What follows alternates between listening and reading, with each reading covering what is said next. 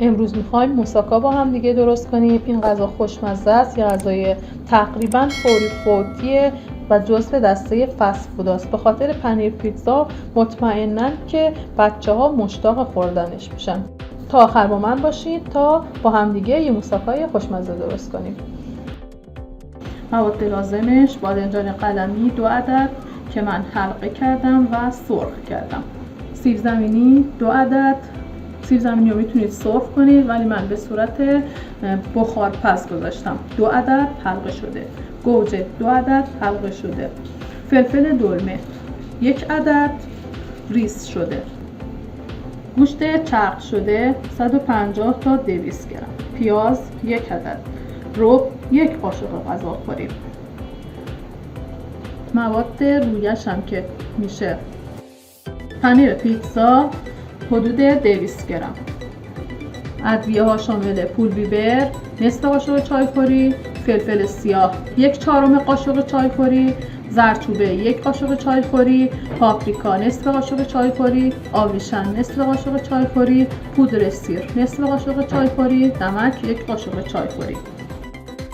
مواد سس بشامل ما: آرد 2 قاشق غذاخوری، 50 گرم کره، نمک نصف قاشق چایخوری، فلفل سیاه نوک قاشق چایخوری، 2 تا قاشق سس مایونز به دلخواه میتونید حذفش کنید و شیر 1 پیمانه.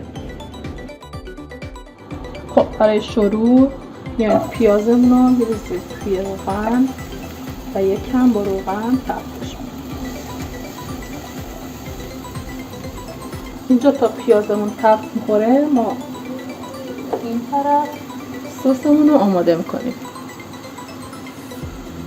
کره رو میریزیم داخل یه ظرف که تقریبا گرد باشه به اضافه آرد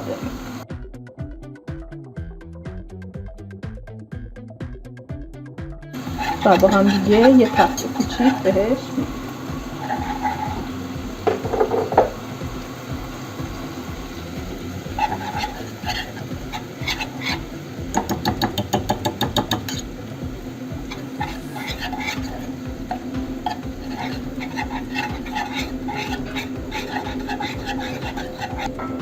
یکم که آردمون همراه با کره تفت خورد شیر رو بهش اضافه میکنیم و هم میزنیم تا موادمون گلوله نشه.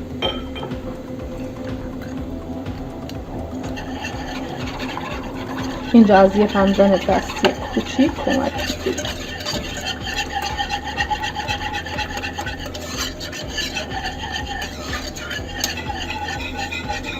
با حرارت خیلی کم سستون رو کامل هم بزنید، دائم هم بزنید تا یه سس تقریبا غلیظ به دست بیاد.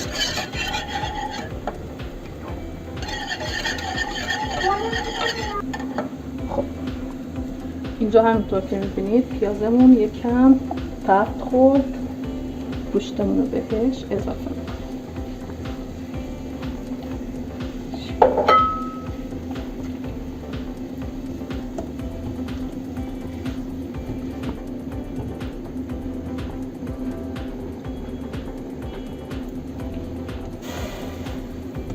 اینجا از همون تفت به یک کم آب استفاده میکنم تا گوشتم باز بشه.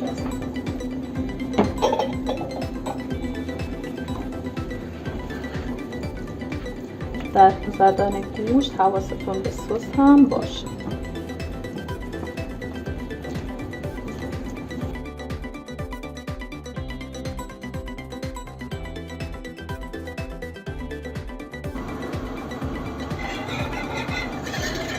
سسمون رو دائم هم میزنیم تا ته نگیره.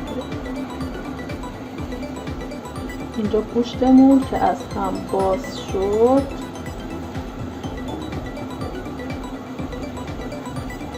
ادویه ها همراه نمک رو اضافه میکنیم. اینجا ادویه ها رو اضافه میکنیم و خوب موادمون رو با هم دیگه تفت میکنیم.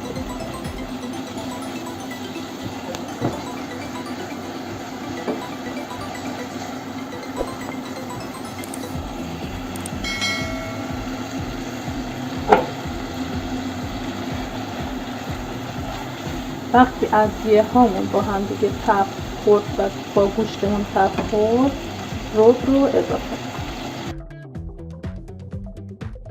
خب اینجا گوشت و پیاز رو با هم دیگه تب میدیم. نیاز نیست که اینا پخته بشه، چون بعد از سرخ شدن قراره بره بین موادمون و توی فر پختش کامل بشه. حرارت رو خاموش میکنیم. اینجا سسمون در حال غلیظ شدن.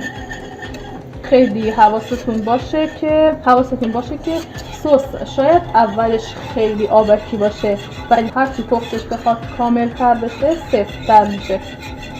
پس از بالای سر سستون تکون نخورید و دائم هم بزنید. خب الان سسمون داره غلیظ میشه. سس خیلی نباید غلیظ بشه. تو بعضی از موارد سس باید خیلی غلیظ بشه، تو این مورد سسمون خیلی نباید غلیظ بشه، چون میخوایم بین موادمون بریزیم.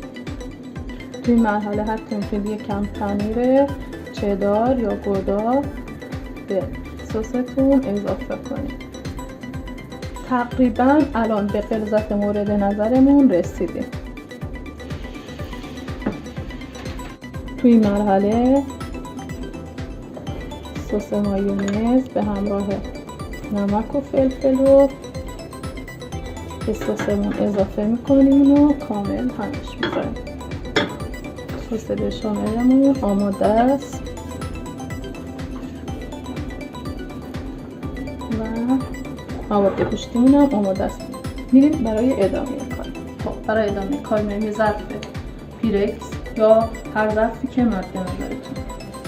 یکم از سس رو کف ظرفمون می‌ریزیم، پخش می‌کنیم.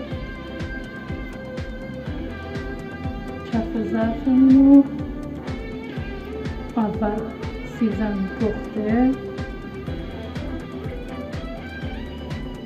بعد بادمجون،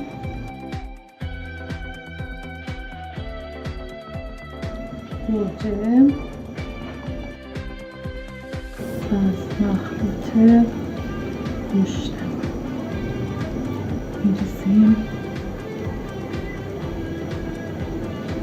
فلفل دلمه،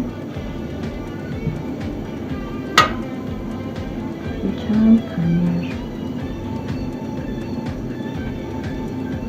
همین مراحل رو تا آخر ادامه میدیم. مرحله آخرتونم سس رو روی موادتون بریزیم.